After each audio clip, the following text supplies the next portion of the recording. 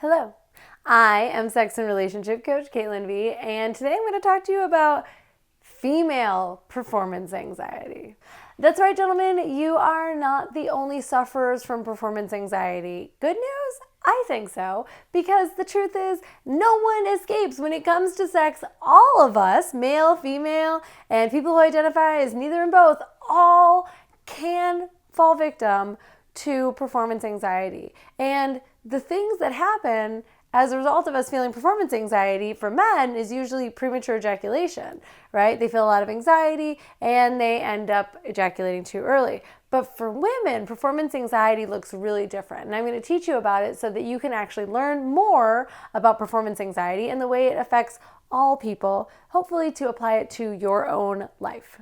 Before we even get all the way into this subject, I just want to say that I work in premature ejaculation, right? That's my specialty. I have been doing this for years now, and I love it. I love working with men to end their premature ejaculation. It's incredible. It's the greatest gift in my life. I get to work with these really incredible men on something that's really hard for them to take care of, for them to get rid of. And I get to watch them change their lives week over week right before my very eyes. But we do not talk about it. Performance anxiety, premature ejaculation, combination, like go hand in hand, right? And premature ejaculation is the most common sexual dysfunction in men. It affects up to 1 in 3 men, and yet you never see a commercial for it, right? You see commercials for Viagra, you see all kinds of commercials advertising all kinds of things related to sex. You can't even go to the gas station without saying, horny ghost read, da da da. Improve your libido, improve your stamina. Well, I guess they are trying to talk about it in their own special way, but you can't swing a cat without running into erectile dysfunction, even though performance anxiety and premature ejaculation impact way to a magnitude of like 10 more men. It's freaking curable. Like, let's talk about it. It can go away. It can go away in a matter of time, sometimes weeks. I've seen it happen. I've done it myself. So if you suffer from PE and it's related at all to performance anxiety, please go to the links below, apply to work with me, apply for one-on-one coaching, get on my mailing list, watch my other videos, do whatever you need to do because you do not have to suffer, okay? Pain happens, but suffering is optional. And if you have PE, you've already been suffering too long. Okay, now that I've said my piece, here's what I want to get into. Men, you tend to think that performance anxiety is all your situation. Like you're the only people that deal with it. And it does impact you probably more than it impacts women. But it doesn't necessarily. It's just that we use different words to describe performance anxiety in men and women. See, we have this thing in our culture where we have told men that they are responsible for women's pleasure. It is man's job to get her off. It is a man's job to learn her. It's a man's job to rock her world and rock her all night long, okay? These are the ideas that we have about sex. And if I was a man, I'd feel a lot of pressure to perform too. I mean, you mean to tell me that I'm solely responsible for giving my partner an orgasm and she's never had an orgasm? And also I heard that women's bodies are like lock boxes and all that. If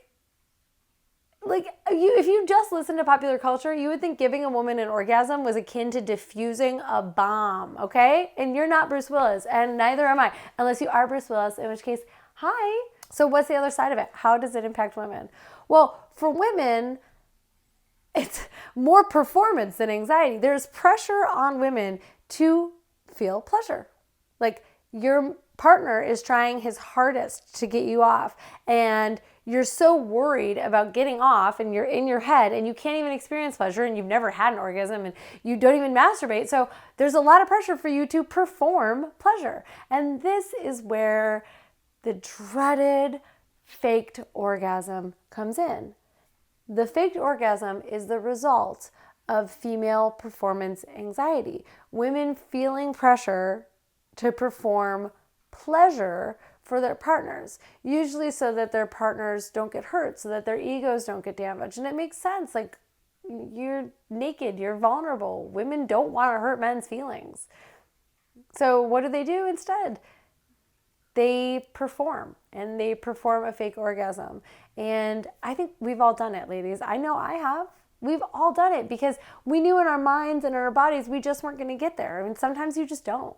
And it might have absolutely nothing to do with the man. It might be the fact that you have this really big test tomorrow, or you almost got hit in traffic earlier today and your mind is still kind of processing what happened. It could be that you're worried about a family member who's sick. It could be a million different, it could just be that you know that there's dirty dishes in the sink, or you are trying to hold in a fart.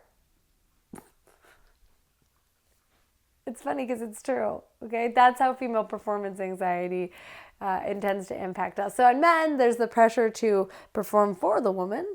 And on the women's side, there's pressure to put on a big orgasmic performance and feel all of the pleasure. And both of us, men and women, end up needlessly suffering as a result. So what can be done about performance anxiety? Well, there's a ton of stuff that can be done about anxiety in general. So I encourage you to look that up. Google anxiety management. Look up mindfulness techniques. Look up breathing techniques in particular. Things that get you back into your body, out of your head. Pleasure lives in the body. Sex lives in the body, okay? The head has very little space in getting us to a pleasurable orgasm, having a pleasurable sexual encounter. Like, it's part of it, but it's not the whole thing. And if we don't have a balance between body, mind, and soul, well, we are going to end up putting undue pressure on ourselves and suffering as a result. Number 2 is communicate about what's happening. Let your partner know that you are feeling anxious. Maybe you want to just lay down and hold each other for a little bit. Maybe you want to stare into each other's eyes and take some deep breaths. Maybe you want to say, hey, this is how this works for me. I need you to go down on me. I need you to stimulate me with your fingers. I need this angle. I need some time. I need a warm up. I need a vibrator. The more that you can communicate both what you need and what you are able to give, what you're looking for, what feels good for you, what would feel good for you, what would get you off. And the more you're able to hear that without going into assumptions and judgments and, oh my God, I'm not enough. I knew this was a mistake. She doesn't really love me. Our relationship is doomed. None of that stuff belongs into the bedroom. Clean, clear, judgment-free communication is the key to overcoming performance anxiety, whether you are a man or a woman. And then number 4, masturbate so that you can know yourself, whether that's practicing how you play because you're a man with premature ejaculation, so you masturbate for at least 15 minutes to prepare for having sex with a woman, or women, please masturbate. Bring yourself to orgasm. You are not that complicated. I mean, you're a complicated, beautiful snowflake, don't get me wrong, but you have all of the parts necessary to have an orgasm. Stop believing this BS that you're somehow not capable of reaching orgasm. You are. You are, and it feels really good, and you'll know when you have it, I promise, and you frigging deserve it. So get a dildo, get a vibrator, do some research, buy the books, buy Come As You Are by Emily Nagoski. It's an amazing book, and it'll teach you more about female orgasm and non-orgasm than any other book, and it's amazing. If I had to choose between chewing food and having orgasms for the rest of my life, it's a no-brainer. Definitely orgasms. No competition. I mean, it's very hard to come up with almost all of the body functions don't really compare to the female orgasm, okay? It's worth it. Have one, have two, become multi-orgasmic, get blended orgasms, have clitoral orgasms, vaginal orgasms, cervical orgasms, A-spot, B-spot. They're amazing, and you deserve them, and you can have them. And if you can have them for yourself, you can show your partner how to help you have them, but you have to take charge of your pleasure first. So, men, women, let's all just take a deep breath.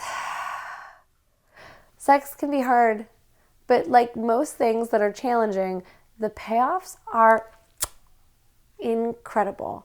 Don't beat yourself up. Performance anxiety is super common. Use these tools and tactics, and you too can have an amazing sex life. Share this video with someone who needs to see it.